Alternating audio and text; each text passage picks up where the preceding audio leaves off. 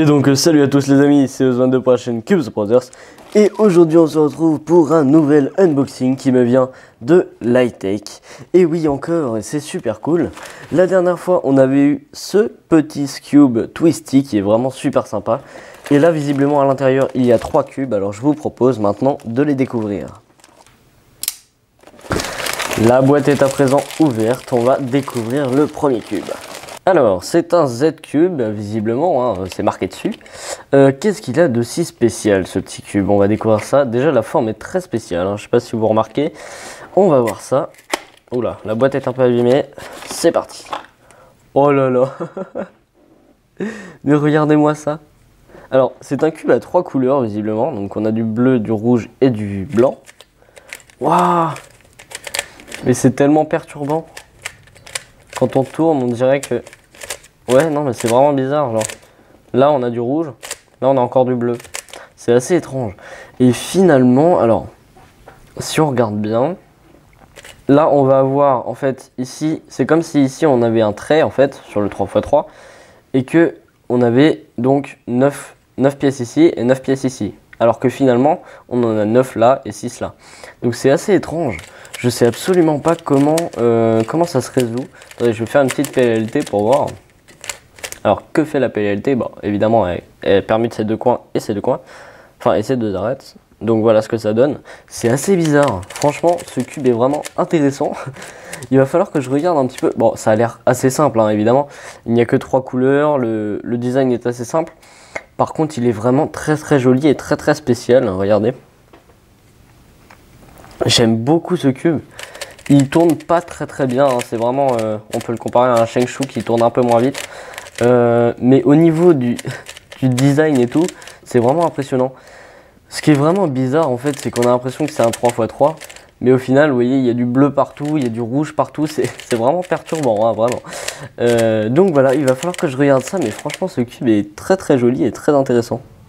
Alors, on va regarder maintenant le deuxième cube. C'est parti. Oh là là, mais que de cubes bizarres. Alors, c'est un Ghost Cube de la marque YJ.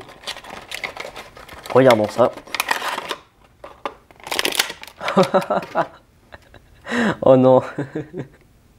C'est un 1x1x3. Vous voyez, il y a 3 layers ici. 3 là. Et c'est un 1x1x3, mais en Ghost Cube. Mais c'est impressionnant.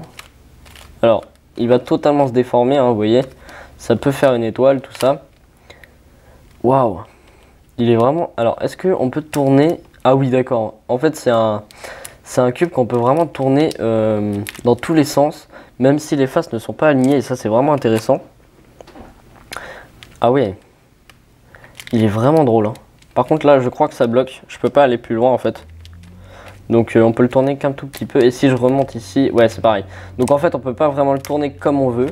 Je sais plus exactement la terminologie pour dire ça, mais en gros il y a des cuboïdes, donc comme un 1x1x3, un 2x2x4, tout ça, qui peuvent simplement tourner donc en faisant des demi-tours comme ceci.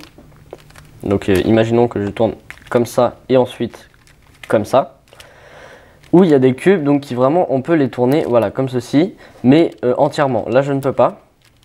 Donc il est bloqué, il faut vraiment faire des demi-tours à chaque fois. Mais ce cube est vraiment très intéressant et franchement il doit pas être si simple à résoudre. Enfin quand on n'a pas l'habitude des Ghost Cube, en tout cas moi qui n'ai jamais eu de Ghost Cube, je suis vraiment très content. Il est plutôt joli, donc c'est un Mirror Cube finalement, hein. Un Ghost Cube en général n'a qu'une couleur. Mais il est vraiment très très sympa et franchement pour la collection, vraiment une très belle pièce. Et ensuite nous avons le dernier cube, qui est donc un MF2C. Alors, c'est de la marque Moyu, enfin c'est une sous-marque de Moyu. On va voir ça parce que j'avais déjà eu des petits retours sur ce cube. Donc on va voir s'il est bon.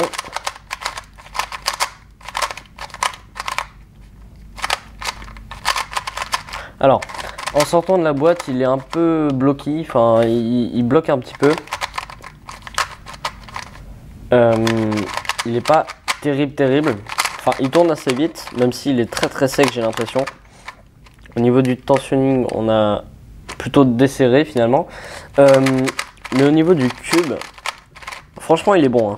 Enfin, je pense qu'avec vraiment une bonne tension et un bon lubrifiant, il y a moyen de vraiment faire un truc sympa. Après, voilà, il bloque un petit peu. J'ai pas l'impression que le corner cutting soit très génial. Oh, finalement ça va.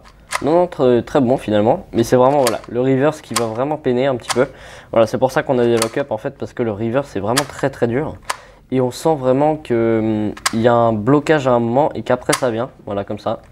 Donc ça c'est un peu dommage sur un 2x2. Sachant qu'on fait pas mal d'overshoot.